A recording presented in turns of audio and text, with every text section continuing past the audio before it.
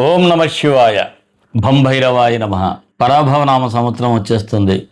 ఇప్పుడు మనం ఆఖరిగా పాల్గొన మాసంలో ఉన్నాము. ఈ పాల్గొన మాసంలో అంటే ఈ సంవత్సర ఆఖరంలో మనం ఏం చేస్తే పరాభవనామ సంవత్సరంలో 27 నక్షత్రాల వారికి ఒక అద్భుతమైనటువంటి యోగం ఉంటుంది. కష్టాలు అందరికీ వస్తాయి, రాకుండా ఎవరికీ ఉండవు కదా. కానీ ఆ వచ్చిన కష్టం ఎలా వచ్చి మనల్ని తాకే లోపల పక్క నుంచి వెళ్ళిపోవాలి. అలా ఉంటే మనకి ఎంతో ఆనందంగా ఉంటుంది. మరి మనకున్న ఇబ్బందులు ఇటు సంతానం వలన కావచ్చు, లేకపోతే దాంపత్య జీవితంలో కావచ్చు, ఆర్థికపరమైనటువంటి ఇబ్బందులు కావచ్చు, కోర్టు సమస్యలు, వివాహ సమస్యలు, అనేక రకాలైనటువంటి సమస్యలతో మనిషి బాధపడుతూ ఉంటాడు.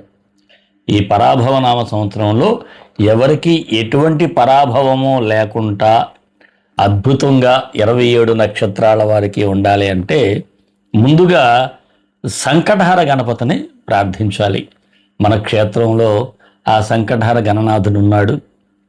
ఆ సంకటహర గణపతిని మీరు ఓం గం గణపతయే నమః, ఓం గం గణపతయే నమః అని సంకటహర గణపతిని ప్రార్థించటం. ప్రతిరోజు కూడా మీకు అవకాశం ఉంటే ఒక మాల జపం చేయండి, అద్భుతం. లేదనుకుంటే మీరు ఎన్నిసార్లైనా చేయొచ్చు. మరి మన మీద అనేక మంది దృష్టి ఉంటుంది. మీరు ఎదిగితే ఓర్వలేని వారు కొంతమంది ఉంటారు, బాగుపడితే చూడలేని వారు కొంతమంది ఉంటారు. ఇలా రకరకాలైనటువంటి వ్యక్తులు ఉంటారు. నర దృష్టికి నల్ల రాళ్ళైనా పగులుతాయి అంటారు కదా. మరి ఎలాంటి క్లిష్ట పరిస్థితినైనా, ఎటువంటి నరఘోషనైనా, శత్రుబాధనైనా తీసేటువంటి ఏకైక స్వామి కాలభైరవుడు. ఆ కాలభైరవునికి ఒక మంచి మంత్రాన్ని మీకు ఇస్తున్నాను, ఇంతవరకు ఎవరికి చెప్పలేదు కూడా. ఆ మంత్రం ఏమిటి అంటే ఓం హుం జుం భం కాళభైరవాయ సంకష్టనాశాయ నమః. ఈ మంత్రాన్ని ప్రతినిత్యం 5 మాలలు చేయండి. కనీసం ఉదయం 5 మాలలు, సాయంత్రం 5 మాలలు.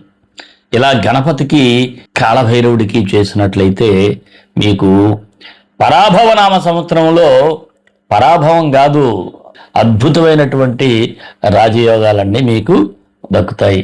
నేను ఇంకా ముందు మీకు ఉగాది రాశి ఫలితాల్లో చెప్తాను, ఇంకా పరిహారాలు చెప్తాను, నక్షత్రాల వారీగా చెప్తాను. అందరూ అద్భుతంగా జీవించాలి, అందరూ బాగుండాలి. హర హర మహాదేవ, రక్ష రక్ష భైరవ, విజయోస్తు.